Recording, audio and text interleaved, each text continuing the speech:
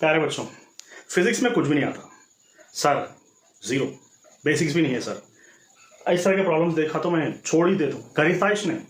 ऐसे लोग भी आज से करना शुरू करेंगे और ऐसे पागल बन के करेंगे कि घर में बोलेंगे आपके पेरेंट्स, बेटा सो जा, मत कर बेटा सो जा, तबीयत खराब हो जाती, सुबह कर लेते, बोलते नहीं मम्मी अभी करके सोऊंगा बोल के बोलेंगे आप। इस तरह से सिंपल मज़ेदार टेक्निक्स बोलता हूँ। अभी देखो यहाँ पर 20 है ना, ये 10 और ये 30, तो ये वाला ज़्यादा वजन हो गया ना, ज़्यादा वेट ज़्यादा हो गया, तो ये वाले नीचे जाएंगे और ये वाले ऊपर जाएंगे एक्सेलरेशन से, ठीक है। अब ये वाला एक्सेलरेशन हमको मालूम करना है। एक्सेलरेशन का मतलब net force by net mass, क्योंकि F is equal to m, ये तो general formula F is equal to m, आपको सबको मालूम है। ये is equal to F by m, F net by m net. यहाँ पर कौन सा फोर्स एक्ट कर रहा देख लो, यहाँ पर जो फोर्स एक्ट कर रहा F इज इक्वल टू 10 + 30 क्या हो गया 40 इंटू जी मतलब 400 न्यूटन। समझ में आई बात। इस तरफ जो है ना 400 न्यूटन काम कर रहा, और यहाँ पर कितना फोर्स काम कर रहा देख लो आप लोग, 200 न्यूटन। 20 इंटू जी 200 न्यूटन हो गया। ओके, अब इसको ले लो 1, इसको ले लो 2, ठीक है। तो ये नीचे जा रहा है, ये ऊपर जा रहा है, ये दोनों का डिफरेंस लेना पड़ेगा अपने को। नेट फोर्स हो गया डिफरेंस, 400 - 200 क्या हो गया 200 हो गया। नेट मास मतलब ब्लाइंडली आप तीनों मासेस को ऐड करते चले जाओ। 30 + 30 कितना हो गया 60, ये 20 और 60 हो गया ना। सो ये क्या हो रहा 10/3। सो एक्सेलरेशन आ गया ना 10/3 मीटर्स पर सेकंड स्क्वायर, ये हो गया एक्सेलरेशन। अब देखो ये वाला टेंशन T1 अलग है और ये T2 वाला टेंशन अलग है। यहां से यहां तक एक स्ट्रिंग हो गया ना, यहां से यहां तक एक थ्रेड हो गया, एक स्ट्रिंग हो गया, तो ये टेंशन अलग होगा। जब मास दूसरा हो गया ना, यहां तक कट हो गया, दूसरी रस्सी आ गई, दूसरा थ्रेड आ गया, तो फिर टेंशन भी चेंज होता। ये वाला टेंशन अलग, ये वाला टेंशन अलग।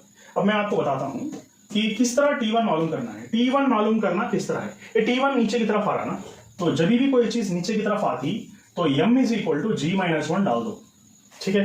क्योंकि डोल रस्सी को नीचे की तरफ छोड़ेंगे ना तो आपका वजन कुछ नहीं रहेगा, टेंशन कम होगा ना। अब आप सोच लो किसी रस्सी को ऊपर की तरफ खींचना मुश्किल है या नीचे की तरफ छोड़ना मुश्किल है। खींचने के लिए बहुत ताकत होना मतलब टेंशन ज्यादा होना, और छोड़ने के लिए टेंशन कम होना। जब छोड़ रहे हैं तो कम होना, तो डिफरेंस करो, बस इतना सा फंडा है। मास कितना है इधर 30 इंटू 10 - ये 10 - 10/3 कैलकुलेट करो, जो भी आता वो आंसर। अब T2 मतलब ये ले लो, इसको लेते ना, इसका T2 ले लेंगे तो बहुत कॉम्प्लेक्स होता, दो मासेस को लेना पड़ता। इसलिए मैं क्या बोलूँ, यहाँ का ले लो, यहाँ पर एक ही मास है ना, काम को आसान कर देंगे T2। और ये वाला ऊपर जा रहा, किसी चीज को ऊपर खींच रहे तो टेंशन बढ़ जाता।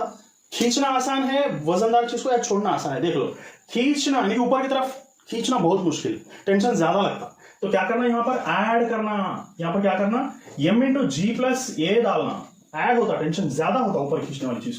तो ये हो गया 20 और G क्या हो रहा 10 + 10/3। समझ में आ रही ना भाई। और इसको कैलकुलेट करो, जो भी आंसर आ रहा है वो भी वही आंसर है। अब इससे आसान क्या है, फिजिक्स इससे मुश्किल है क्या बोलो। इतना आसान सब्जेक्ट को इतना घबरा जाए आप लोग, इतना परेशान है, पूरा इंडिया परेशान है। मेरे को तो समझ नहीं आ रहा है पूरे इंडिया के 25 लाख बच्चों तक ये मेथड्स किस तरह पहुंचना, ये मैं सोच के परेशान हूँ कि बच्चे जितने भी इंडिया के हैं सबकी परेशानी खत्म करना चाह रहा हूँ कि फिजिक्स इतना आसान सब्जेक्ट है। Thank you. आप भी अगर कोई दोस्त को हेल्प करना चाह रहे तो मेरा चैनल को अगर मैं नहीं बताए तो भी चलता, आप सीख के उसको समझा दो। मेरा चैनल अगर स्प्रेड नहीं करना चाहे तो मत करो, मगर ये सीखो, उसको समझा के उसके दर्द को, उसके तकलीफ को कम कर दो। Thank you.